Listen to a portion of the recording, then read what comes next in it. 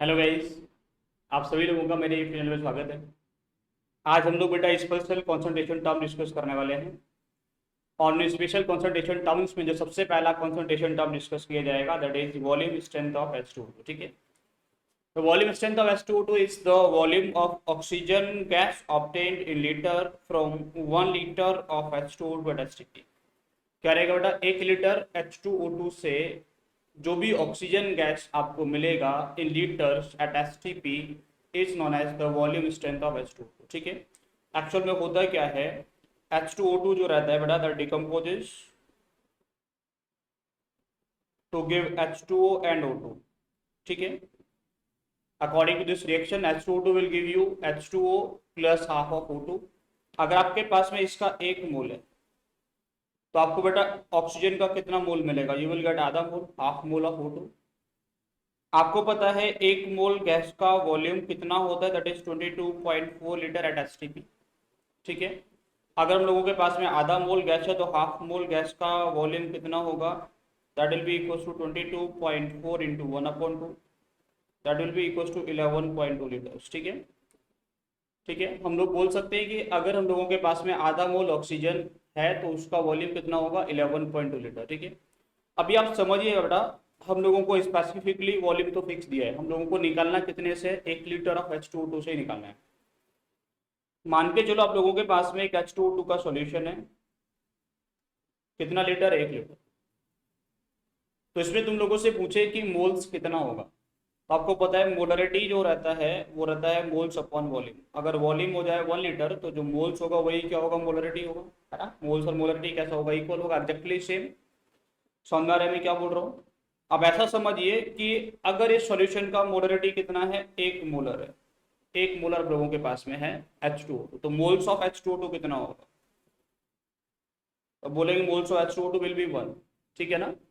H2O2 का मोल कितना हो जाएगा, 1 हो जाएगा। अगर H2O2 का मोल 1 है तो आपको ऑक्सीजन कितना मिलता है बेटा, दैट इज 11.2। तो मैं डायरेक्टली ऐसा बोल सकता हूँ कि 1 molar of H2O2, 1 molar H2O2 produces 11.2 liter of oxygen at STP। It is clear. मैं क्या बोल सकता हूँ बेटा, 1 molar of H2O2 produces 11.2 litre of oxygen at STP। ठीक है ना, क्योंकि 1 मोलर से मतलब 1 मोल हुआ और 1 मोल से हम लोगों को मिलता है 11.2 लीटर। ठीक है। It is clear to you all. अगर हम लोगों के पास में ये होता X मोलर, X मोलर हम लोगों के पास सॉल्यूशन है, तो आपसे पूछे कितना वॉल्यूम ऑफ ऑक्सीजन मिलेगा एट STP, तो आप बोलोगे volume of oxygen will be equals to 11.2 into x. ठीक है ना। It will be equals to 11.2 into x. अच्छा, जो वॉल्यूम ऑफ ऑक्सीजन मिलता है वही क्या होता है बेटा, वही तो हम लोग बता रहे हैं, वही तो क्या है, वॉल्यूम स्ट्रेंथ ऑफ H2O2 है। जो भी वॉल्यूम ऑफ ऑक्सीजन हम लोगों को मिलेगा वही क्या है, that is the volume strength of H2O2, वही तो वॉल्यूम स्ट्रेंथ है। ठीक है ना। क्यों, क्योंकि फिर से पढ़िए एक बार definition, it is the volume of oxygen gas obtained in litre from 1 litre H2O2, 1 litre H2O2 से STP पे कितना वॉल्यूम ऑफ ऑक्सीजन गैस मिलता है उसी को तो हम लोग वॉल्यूम स्ट्रेंथ बोल रहे हैं। चलो, तो हमें वॉल्यूम मिला बेटा कितना, 11.2 इंटू एक्स, एक्स के यहाँ पे एक्स इज मोलरिटी। ठीक है। तो मैं सिंपल तरीके से बोल सकता हूँ बेटा कि जो वॉल्यूम स्ट्रेंथ होता है of H2O2, volume strength of H2O2 is equals to 11.2 into molarity. तो एक सिंपल फॉर्मूला बनता है बेटा, आप ये फॉर्मूला डायरेक्टली याद कर सकते हैं और वॉल्यूम स्ट्रेंथ ऑफ H2O2 के आपसे सारे क्वेश्चन बन जाएंगे। वॉल्यूम स्ट्रेंथ ऑफ H2O2 क्या हो गया, इट इज 11.2 इंटू मोलरिटी। ठीक है ना। तो आप 11.2 से क्या करके बेटा, इंटू करके मोलरिटी में आसानी से वॉल्यूम स्ट्रेंथ ऑफ H2O2 निकाल सकते हैं। It is clear to you all. ठीक है बेटा। चलिए, अब एक बात और समझना, आपसे पूछे मोलरिटी क्या होगा, आप बोलेंगे it will be equal to volume strength upon 11.2। Molarity क्या होगा, वॉल्यूम स्ट्रेंथ अपॉन 11.2। अब एक बात और समझिएगा बेटा कि आपको सिर्फ और सिर्फ 11.2 से डिवाइड करना है, वॉल्यूम स्ट्रेंथ जो होगा वो किस में कन्वर्ट हो जाएगा, that will be converted into molarity, है ना। तो अगर आपको वॉल्यूम स्ट्रेंथ का डाइल्यूशन का क्वेश्चन पूछता है या मिक्सिंग का क्वेश्चन पूछता है तो that can be treated as molarity. जो फॉर्मूले हम लोग मोलरिटी के लिए लगाते थे वही फॉर्मूले हम लोग लगा सकते हैं। क्यों? क्योंकि आप दो काम कर सकते हैं उस क्वेश्चन को सॉल्व करने के लिए। मान के चलिए आप किसी भी क्वेश्चन में वॉल्यूम स्ट्रेंथ गिवन है और आपको वॉल्यूम स्ट्रेंथ में क्वेश्चन को डील करना नहीं आता, तो आप उसको मोलरिटी में कन्वर्ट करके डील कर सकते हैं, क्योंकि मोलरिटी के क्वेश्चंस आप लोग काफी पहले से प्रैक्टिस करके आते हैं और उसका क्वेश्चन आप लोग आसानी से आप उसमें कंफर्टेबल फील करते हैं मोलरिटी का क्वेश्चन करने में। ठीक है, तो आप चाहें तो उसको पहले 11.2 से डिवाइड करके मोलरिटी में कन्वर्ट कर सकते हैं, उसके बाद में सॉल्व कर सकते हैं, या फिर आप वॉल्यूम स्ट्रेंथ में भी सॉल्व कर सकते हैं। सेम वे अगर आपसे पूछे कि डाइल्यूशन किया गया था, देखो हम लोग अब बात करते हैं डाइल्यूशन की, ठीक है ना। डाइल्यूशन और मोलरिटी का फॉर्मूला क्या होता है आपको पता था, M2 will be equals to M1 V1 upon V1 plus V2 होता है, ठीक है ना। सेम फॉर्मूला आप लोग वॉल्यूम स्ट्रेंथ पे भी लगा सकते हैं। आपसे पूछे वॉल्यूम स्ट्रेंथ 2 क्या होगा on dilution, that will be equals to volume strength 1 into V1 upon क्या होगा V1 plus V2। Same formula, ठीक है। आप किस पे लगा सकते हैं, वॉल्यूम स्ट्रेंथ पे लगा सकते हैं, ठीक है। या फिर आप एक काम कर सकते हैं कि पहले वॉल्यूम स्ट्रेंथ को 11.2 से डिवाइड करके मोलरिटी में कन्वर्ट करो, फिर क्या करोगे जब मोलरिटी आ जाएगा तो उसमें 11.2 से मल्टीप्लाई करके वापस वॉल्यूम स्ट्रेंथ बना दो। तो बात तो एक ही हुई ना बेटा, पहले हम लोग डिवाइड कर रहे हैं बाद में मल्टीप्लाई कर रहे हैं। इससे बेटर है कि हम लोग वॉल्यूम स्ट्रेंथ में ही डील कर रहे थे, ठीक है ना। इससे बेटर हम लोग उसको क्या कर सकते हैं, वॉल्यूम स्ट्रेंथ में डील करके भी आंसर निकालेंगे, सेम आएगा। दूसरा टर्म आप एक बात और समझिएगा, हम लोग मिक्सिंग करते थे बेटा, जब हम लोग मिक्सिंग करते थे तो मिक्सिंग करने पे आप लोग जो फॉर्मूला मोलरिटी के लगाते थे वही आप लोग किसके लिए लगा सकते हो बेटा, वॉल्यूम स्ट्रेंथ के लिए भी लगा सकते हो। Volume strength on mixing will be equals to volume strength 1 into V1 plus volume strength 2 into V2 upon V1 plus V2। जो फॉर्मूला हम लोग किस पे लगाते हैं बेटा, मोलरिटी पे लगाते हैं, वो सारे फॉर्मूले वॉल्यूम स्ट्रेंथ पे इम्प्लीमेंट किए जा सकते हैं, क्योंकि हम लोगों को 11.2 से डिवाइड करना होता है फिर वापस इंटू करना होता है, तो रिजल्ट तो सेम ही निकल के आएगा। ठीक है, चलिए हम लोग अभी कुछ क्वेश्चंस करेंगे वॉल्यूम स्ट्रेंथ के। सबसे पहला क्वेश्चन आप लोगों के लिए है, find volume strength of 500 ml बोतल of H2O2 labelled as 11V is diluted with 100 ml of water. बेटा हम लोगों के पास में एक H2O2 का वॉल्यूम बोतल है, उसका लेबलिंग है 11V। 11V लेबलिंग है, इसका मतलब क्या है, उसका वॉल्यूम स्ट्रेंथ हम लोगों को गिवन है, ठीक है ना बेटा। वॉल्यूम स्ट्रेंथ को हम लोग कैसे डिपेंड करते हैं, जो भी हम लोगों को वॉल्यूम स्ट्रेंथ आएगा उसका तो वॉल्यूम स्ट्रेंथ लिखते हैं, वी लगा के रिप्रेजेंट किया जाता है, ठीक है। अभी सोचिए आप लोगों को इसमें बेटा वॉल्यूम कितना दिया है, V1 दिया है आपको 500, वॉल्यूम स्ट्रेंथ 1 दिया है आपको 11, कितना वॉल्यूम और ऐड किया गया बेटा, वो किया गया 100 ml। तो नया वाला वॉल्यूम स्ट्रेंथ कितना हो जाएगा, आप बोल सकते हैं volume strength 2 will be equals to volume strength 1 into V1 upon V1 plus. Directly आप फॉर्मूला लगा लीजिए, समझ में आ रहा है मैं क्या बोल रहा हूँ। चलिए कितना हो जाएगा बेटा, that will be equals to 11 into 500 upon 500 plus 100, ठीक है ना। इसको हम लोग सॉल्व करेंगे, you will get new volume strength. अच्छा एक बात सोचिए, मान के चलो आपको वॉल्यूम स्ट्रेंथ में इसको सॉल्व नहीं करना है, आप मोलरिटी में सॉल्व करना चाहते हैं, तो सबसे पहला काम क्या होगा, आप लोग इससे निकालेंगे मोलरिटी M1, वो कितना होगा बेटा 11 अपॉन 11.2, ठीक है। आप लोग निकालेंगे M2, वो किसके इक्वल होगा, वो होगा बेटा M1 V1 upon V1 plus V2। समझिएगा बेटा वो होगा 11 अपॉन 11.2 इंटू 500 अपॉन 600, ठीक है। आप लोगों को ये वैल्यू मिला। चलो अब आप क्या करेंगे बेटा, अब मोलरिटी से निकालेंगे वॉल्यूम स्ट्रेंथ 2, वो होगा मोलरिटी 2 इंटू 11.2, क्योंकि मोलरिटी में 11.2 से इंटू करके हम लोग क्या निकाल लेते हैं बेटा, वॉल्यूम स्ट्रेंथ निकाल लेते हैं, ठीक है। चलो इसमें आप लोग इंटू करेंगे तो क्या आएगा 11 अपॉन 11.2 इंटू 500 अपॉन 600 इंटू क्या करोगे बेटा, इसमें इंटू करोगे 11.2। अच्छा 11.2 से इंटू किया तो गायब हो गया ना बेटा, 11.2 से 11.2 चला गया। जो रिजल्ट आपको ऊपर देखने को मिल रहा था 11 इंटू 500 अपॉन 600, वही आपको यहाँ में देखने को मिल रहा है, ठीक है ना, नीचे भी। तो मैं वही चीज़ आप लोगों से बार बार बोल रहा हूँ कि आपको कभी भी उसको अलग तरीके से डील करने का ज़रूरत नहीं है। जो फॉर्मूले आप लोग मोलरिटी पे इम्प्लीमेंट करते थे वो सारे के सारे फॉर्मूले आप लोग वॉल्यूम स्ट्रेंथ पे लगा सकते हो, in case of dilution, in case of mixing. ठीक है सर, चलिए नेक्स्ट क्वेश्चन की तरफ हम लोग चलते हैं अभी। Next question is two bottles of H2O2 labeled as 12V and 10V contains 700 and 500 ml of H2O2 respectively are mixed. Find the new enabling of the mixture here। बेटा क्या बोल रहा है, दो बोतल है, वॉल्यूम स्ट्रेंथ 1 आप लोगों को दिया है कितना बेटा 12, उसका वॉल्यूम कितना दिया है 700। ठीक है, वॉल्यूम स्ट्रेंथ 2 आपको कितना दिया है बेटा, दैट इज 10, उसका वॉल्यूम कितना दिया है बेटा, दैट इज 500।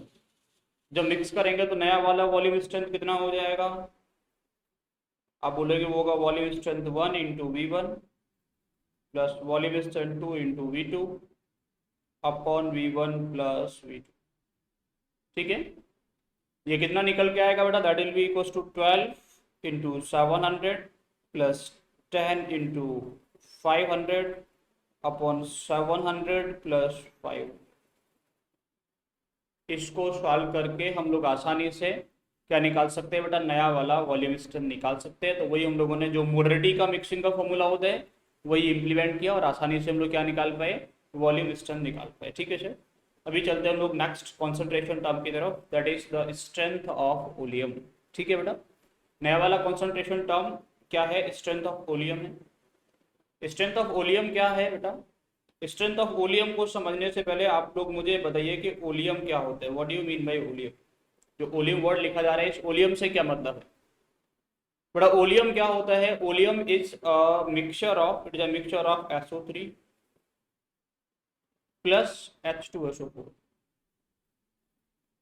ठीक है, it is a mixture of SO3 and H2SO4 होता है। इसको आप लोग H2SO7 भी बोलते हैं। क्या बोलते हैं बेटा, H2SO7। ठीक है, it is a mixture of SO3 and H2SO4। ठीक है, दूसरा बात ये है कि जब हम लोग बेटा इसके अंदर वाटर ऐड करते हैं, अगर हम लोगों ने इसके अंदर क्या किया, वाटर ऐड किया, तो वाटर ऐड करने पे क्या होता है बेटा, SO3 reacts with water to form H2SO।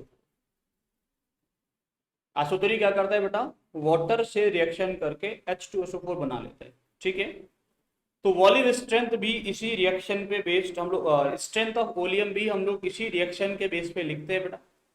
Strength of oleum is the amount of water added. It is the amount of water added to 100 gram of oleum. कितने ग्राम oleum है बेटा, स्पेसिफिकली लिखा हुआ है कितना ग्राम आप लोगों को लेना है, 100 ग्राम ऑफ ओलियम के लिए ही हम लोग क्या करते हैं, स्ट्रेंथ ऑफ ओलियम डिफाइन करते हैं। तो it is the amount of water added to 100 gram of oleum to convert it into pure H2SO। और उसको किसमें, प्योर H2SO4 में कन्वर्ट करने के लिए कितना पानी आपको ऐड करना पड़ेगा, in 100 gram of oleum is known as the strength of oleum. ठीक है बेटा, अब एक बात सिंपल सोचिए, मान के चलो आप लोगों के पास में एक ओलियम का सॉल्यूशन है, एक ओलियम आप लोगों के पास में है कितना बेटा, 100 ग्राम। आपने इसमें क्या किया बेटा, x ग्राम वाटर ऐड किया, तो x ग्राम वाटर ऐड करने के बाद में ये किस में कन्वर्ट हो गया बेटा, H2SO4 में कन्वर्ट हो गया। तो हम लोग जो भी वाटर ऐड करेंगे वो किससे रिएक्शन करेगा, SO3 और किस में कन्वर्ट कर देगा बेटा, H2SO4 में। ठीक है ना, आप लोगों ने law of conservation of mass तो पढ़ा है, mass of reactant is equals to mass of product, mass before the reaction is equals to mass, mass before starting is equals to mass after end. या किसी भी time पे आप लोग मास देखें किसी भी केमिकल रिएक्शन में कैसा होता है, कंजर्व होता है, ये तो आप सही से पढ़े हैं। ठीक है, चलो अब ये हो गया बेटा, ये ओलियम किस में कन्वर्ट हो गया, ये ओलियम कन्वर्ट हो गया किसमें बेटा, it is converted into pure H2SO4। आपसे पूछे H2SO4 कितना मिलेगा आपको, आप बोलेंगे 100, तो ये पहले था, x ग्राम और ऐड कर दिया गया तो कितना मिलेगा बेटा, ये मिलेगा 100 प्लस x। ठीक है बेटा, कितना मिलेगा आप लोगों को, 100 प्लस x ग्राम आप लोगों को मिलेगा। Is it clear to your. तो बेटा इस 100 प्लस x को ही हम लोग क्या बोलते हैं, इस 100 प्लस x को हम लोग बोलते हैं strength of volume.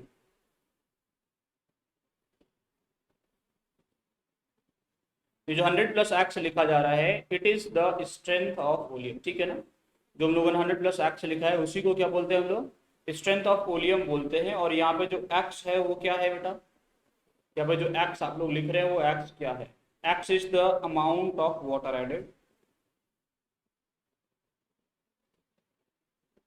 It is the amount of water added. हम लोग कितना वाटर ऐड कर रहे हैं to convert it into pure sulphuric acid. Volume को वाटर ऐड करके आपको प्योर सल्फ्यूरिक एसिड में कन्वर्ट करना है, तो आपको कितना वाटर ऐड करना पड़ेगा, that is known as the strength of volume. It is clear. तो बेटा स्ट्रेंथ ऑफ वॉल्यूम को हम लोग कैसे लिखते हैं, it is written as 100 plus x, 100 plus x करके लिखा जाता है। और एक्स के यहाँ पे कितना वाटर ऐड किया गया, जिससे 100 ग्राम वॉल्यूम किस में कन्वर्ट हो गया बेटा, प्योर सल्फ्यूरिक एसिड में कन्वर्ट हो गया। ठीक है सर, तो सिंपल सी कहानी है, आप लोग इसको समझ गए होंगे स्ट्रेंथ ऑफ वॉल्यूम क्या है। अभी हम लोग इसके बेस पे कुछ क्वेश्चंस करेंगे तो आपको थोड़ा सा और अच्छे तरीके से ये समझ में आ जाएगा। ठीक है बेटा, समझ में मैं क्या बोल रहा हूँ। तो स्ट्रेंथ ऑफ वॉल्यूम जो होता है वो 100 प्लस करके लिखा जाता है, 100 प्लस जो भी होगा, जैसे आपको बोलेगा, हो सकता है आपसे बोले आपके पास में एक सॉल्यूशन है 104% स्ट्रेंथ का, आपके पास में एक सॉल्यूशन है बेटा क्या, 104% स्ट्रेंथ ऑफ वॉल्यूम का एक सॉल्यूशन है। तो इससे आप क्या समझेंगे, तो इसको आप लिखिए बेटा कितना, इसको आप लिखेंगे 100 प्लस 4। ठीक है, 100 प्लस 4 लिखने का मतलब क्या हुआ, इसका मतलब ये हो गया कि 4 gram of water is needed, 4 gram of water is needed to be added in 100 gram of H2O, 100 gram of volume to convert it into 104 gram of H2SO4। मतलब ये हुआ कि आप लोग अगर 4 ग्राम पानी 100 ग्राम H2 वॉल्यूम में ऐड कर देंगे तो प्योर 104 ग्राम H2SO4 आपको दे देगा। ठीक है ना, क्या कर देगा बेटा, वो प्योर 104 ग्राम H2SO4 वो आपको प्रोड्यूस करके दे देगा। ठीक है, इतना सिंपल सा मतलब हुआ, और इसी से आप लोग क्वेश्चन सॉल्व करेंगे। तो बढ़ते पहले क्वेश्चन की तरफ। पहला क्वेश्चन ये, find the percentage of free SO3 present in volume of 103% strength. बोल रहा है कि एक वॉल्यूम है जिसका स्ट्रेंथ है 103%। तो बेटा 103% से आप लोग क्या समझते हैं, इट इज 100 प्लस 3, 100 प्लस 3 मतलब 3 ग्राम of water is needed, 3 gram water चाहिए वॉल्यूम में ऐड करने के लिए, और वो क्या कर देगा, उस वॉल्यूम को प्योर सल्फ्यूरिक एसिड में कन्वर्ट कर देगा। ठीक है, अच्छा ये वाटर जो होता है वो किससे जाके रिएक्शन करता है, वाटर कहाँ जाके रिएक्शन करेगा, SO3 से। आपने 3 ग्राम वाटर ऐड किया तो वो 3 का 3 ग्राम वाटर बेटा किससे रिएक्शन किया होगा, वो 3 का 3 ग्राम वाटर SO3 से तो जाके रिएक्शन किया होगा ना। चलो, तो मैं बोल सकता हूँ बेटा एक रिएक्शन हुआ होगा जब वाटर ऐड किया गया होगा, वाटर रिएक्ट किया होगा SO3 के साथ में टू फॉर्म H2। आपके पास में वाटर है बेटा जिसका 3 ग्राम ऐड किया गया है, 3 ग्राम का मतलब मोल कितना हो जाएगा बेटा, 3/18, 1/6 मोल। आपको पता है स्टोइकियोमेट्री से एक मोल के साथ में रिएक्शन करेगा, तो 1/6 मोल कितने के साथ में करेगा बेटा, 1/6 मोल। तो मोल ऑफ SO3 कितना होगा सॉल्यूशन में, 1/6। तो मास ऑफ SO3 कितना हो जाएगा बेटा, that will be equal to 1/6 into 80। ठीक है बेटा, कितना हो जाएगा, that will be equal to 1/6 into 80। समझ में आ रहा है कि यार 80 से क्यों इंटू किया बेटा, 80 is the molar mass of the SO3। Sulphur का होता है 32 प्लस 3 इंटू ऑक्सीजन का कितना होता है 16, सब मिला के कितना आ जाएगा 80। ठीक है ना, तो 80/6 आप लोग सॉल्व कर लेंगे, और ये सॉल्व करके आपको मिलेगा 13.33 ग्राम। कितना मिलेगा बेटा, 13.33 ग्राम। तो आप ये बोल सकते हैं आपके पास अगर 100 ग्राम वॉल्यूम है तो उस 100 ग्राम वॉल्यूम में आपके पास क्या है बेटा, 100 ग्राम वॉल्यूम है, तो उस 100 ग्राम वॉल्यूम में बेटा SO3 कितना है, दैट इज 33.33 ग्राम। तो परसेंटेज कितना हो गया, दैट इज 13.33, दैट इज 13.33%। ठीक है, समझ आ रहा है मैं क्या बोल रहा हूँ। तो बेटा क्या मिल गया हम लोगों को, परसेंटेज हम लोग निकाल लिए। ठीक है, तो सिंपल क्वेश्चंस होते हैं, ज़्यादा आपको परेशान नहीं करेंगे इसके क्वेश्चंस, बस आप लोग डेफिनेशन क्या है उसको सही से समझिए, और उसी के बेस पे सारे के सारे क्वेश्चंस होते हैं। अगर आपको बेटा स्पेशल कॉन्सेंट्रेशन टर्म्स, चाहे कोई भी कॉन्सेंट्रेशन टर्म हो, अगर आपको उसका डेफिनेशन प्रॉपर तरीके से क्लियर होता है तो आप कोई भी क्वेश्चन बना सकते हैं। चलो नेक्स्ट क्वेश्चन की तरफ हम लोग बढ़ेंगे बेटा। The percentage of free SO3 in oleum is 20%। The strength of oleum is, बेटा उल्टा क्वेश्चन पूछ लिया है। पिछले क्वेश्चन में क्या दिया था आपको, स्ट्रेंथ दिया था, और क्या पूछ रहा था, उसके अंदर फ्री SO3 कितना होगा ये पूछा गया था। अभी क्वेश्चन पूछा जा रहा है कि आपके पास में percentage of free SO3 is 20, the strength of oleum will be, ठीक है ना। चलो 20% है, इसका मतलब क्या है कि 100 ग्राम अगर आप लोगों के पास में ओलियम है, उसमें SO3 कितना होगा बेटा, वो होगा 20 ग्राम। SO3 कितना होगा बेटा उसमें, that will be equal to 20 gram, ठीक है। अच्छा SO3 को कितना वाटर का रिक्वायरमेंट होगा बेटा, SO3 को कितना वाटर का रिक्वायरमेंट होगा, तो आप बोलेंगे बेटा 20 ग्राम हम लोगों के पास में है, 20 ग्राम को कितना रिक्वायरमेंट होगा वो निकालते हैं। तो बेटा मोल कितना हो जाएगा इसका, 20/80, 1/4। तो बेटा इसका भी मोल कितना चाहिए बनेगा, इसका ही मोल कितना चाहिए, 1/4 ही चाहिए। तो मोल ऑफ वाटर तुम्हें मिल गया, कितना मोल ऑफ वाटर ऐड करना है आपको, 1/4। तो मास ऑफ वाटर कितना ऐड करना है बेटा आपको, दैट इज 18 इंटू 1/4। कितना आ जाएगा सॉल्व करके बेटा ये, दैट इज 4.5 ग्राम। कितना आ गया बेटा, 4.5 ग्राम। इसका मतलब सिर्फ ये हुआ कि आपको 4.5 ग्राम ऑफ वाटर ऐड करना है। कितना वाटर ऐड करना है बेटा आपको, 4.5 ग्राम ऑफ वाटर ऐड करना है। कितने बेटा, इन 100 ग्राम ऑफ ओलियम, जिससे वो क्या हो जाएगा, प्योर सल्फ्यूरिक एसिड में कन्वर्ट हो जाएगा। तो आप बताइए स्ट्रेंथ क्या हो गया बेटा, आपको पता है स्ट्रेंथ क्या होता है ओलियम का, दैट इज 100 प्लस एक्स। तो एक्स क्या होता है, कितना वाटर ऐड किया गया, that is 100 plus 4.5, it is 104.5। कितना परसेंट स्ट्रेंथ का सॉल्यूशन है बेटा, दैट इज 104.5। क्लियर हो गया, ठीक है। तो हम लोग बेटा अगर आपको परसेंटेज ऑफ SO3 H2SO4 पे देगा तो हम लोग SO3 का समझ लेंगे कितना होगा। हो सकता है इस क्वेश्चन आप लोगों से बोल देता the percentage of H2SO4 is 80%, तो भी आप लोग समझ लेते हैं कि SO3 का कितना हो जाएगा, 20% होगा। तो भी हम लोग क्वेश्चन कर ही सकते हैं, ठीक है सर। चलिए नेक्स्ट क्वेश्चन की तरफ हम लोग बढ़ते हैं। Next question is calculate the minimum and maximum strength of volume. जैसे हम लोग बोल रहे हैं स्ट्रेंथ ऑफ वॉल्यूम कितना होता है, that is 100 plus something x, 100 plus x होते हैं, है ना। तो क्या उसको 200% लिख सकते हैं, 140% लिख सकते हैं, 150% लिख सकते हैं क्या, है ना। या फिर आप 100 से नीचे क्या कुछ लिख सकते हैं, वो थोड़ा सा समझने का कोशिश करेंगे। 100 के ऊपर जाएंगे तो क्या कोई लिमिट होता है जहां तक स्ट्रेंथ ऑफ वॉल्यूम को लिखा जा सकता है, तो आपको इस क्वेश्चन से वो समझ में आ जाएगा। Question is calculate the minimum and maximum strength of volume, ठीक है बेटा। चलिए आपसे बोले जा रहे हैं मिनिमम स्ट्रेंथ, तो मिनिमम स्ट्रेंथ का मतलब क्या होगा, मिनिमम स्ट्रेंथ का मतलब क्या होगा बेटा, strength is based on SO3। बेटा SO3 जितना ज्यादा होगा उतना ज्यादा वाटर का रिक्वायरमेंट होगा और उतना ज्यादा स्ट्रेंथ होगा, है ना। आपको पता है कि SO3 जो होता है दैट रिएक्ट विद वाटर, और जो वाटर हम लोगों को रिक्वायर्ड होता है उसी को हम लोग क्या बोल रहे हैं बेटा, उसी के बेस पे हम लोग स्ट्रेंथ ऑफ वॉल्यूम डिफाइन कर रहे हैं। अगर वाटर कम चाहिए मतलब SO3 कम रहा होगा। मिनिमम स्ट्रेंथ का मतलब क्या होगा बेटा, मिनिमम SO3,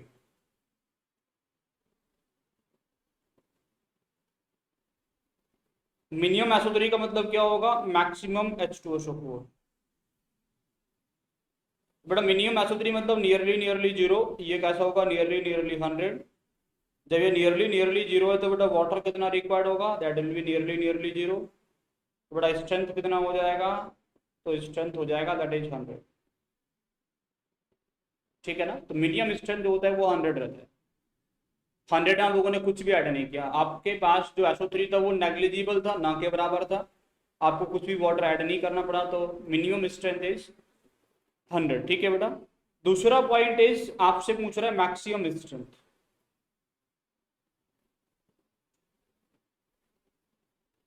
मैक्सिमम स्ट्रेंथ का मतलब क्या होगा बेटा, मैक्सिमम स्ट्रेंथ का मतलब होगा मैक्सिमम SO3।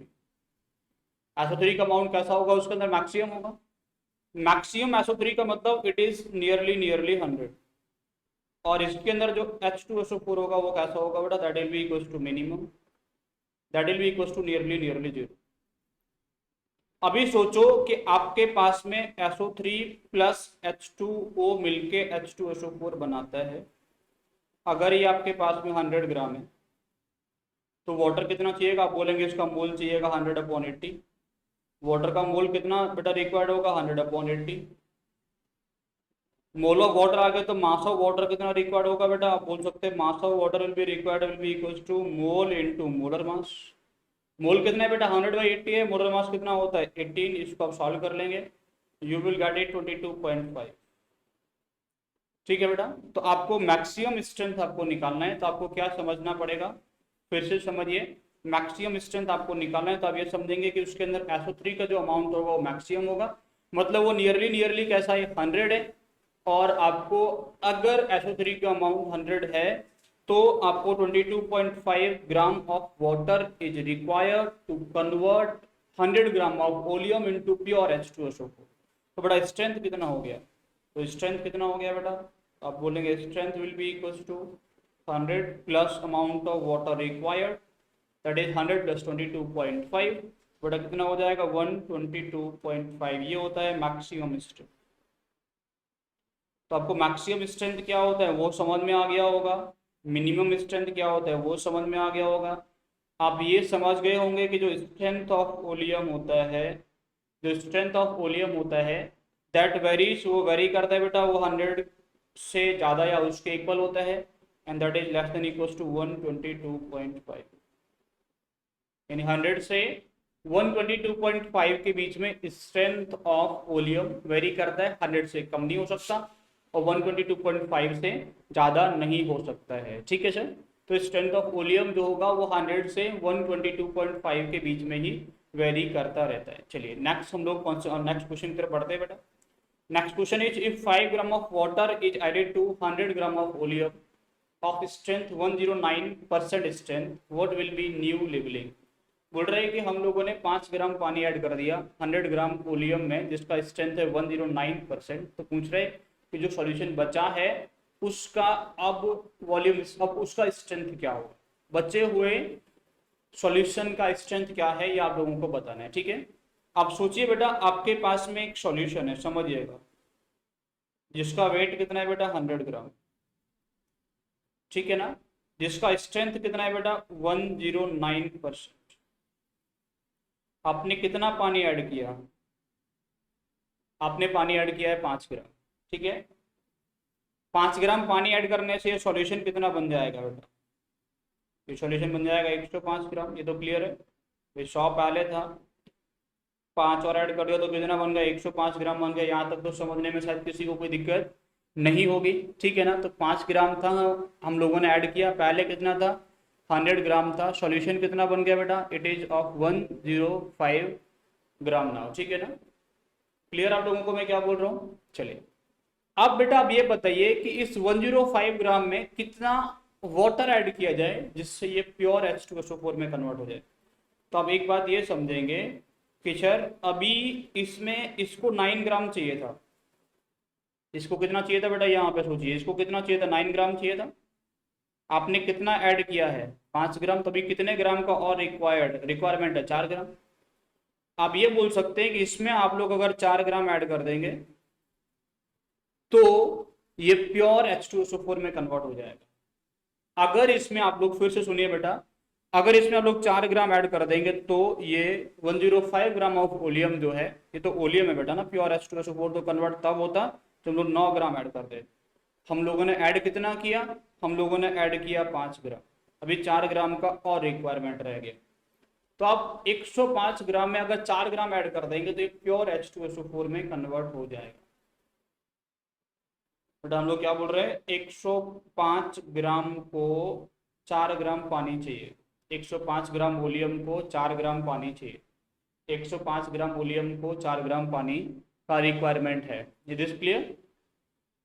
अच्छा, strength of volume is defined for 100 gram, 105 gram के लिए 4 ग्राम चाहिए। तो आप ये तो नहीं बोल सकते कि सर यही 4 जो है उसी को ऐड कर लो 109% बोल दो, वो तो गलत हो जाएगा। आपको निकालना पड़ेगा किससे बेटा, 100 ग्राम में कितना वाटर रिक्वायरमेंट है, वही क्या होता है स्ट्रेंथ ऑफ वॉल्यूम होता है। डेफिनेशन याद करो, it is the amount of water required to be added in 100 gram of volume, ना कि 105 ग्राम। तो आप यूनिटरी मेथड लगा सकते हैं कि 105 ग्राम के लिए 4 ग्राम चाहिए, बट 100 ग्राम के लिए कितना चाहिएगा आप बोलेंगे it will be equal to 4/105 into 100।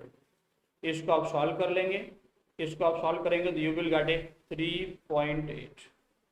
ठीक है बेटा, तो आपको 100 ग्राम में कितना वाटर ऐड करना पड़ेगा?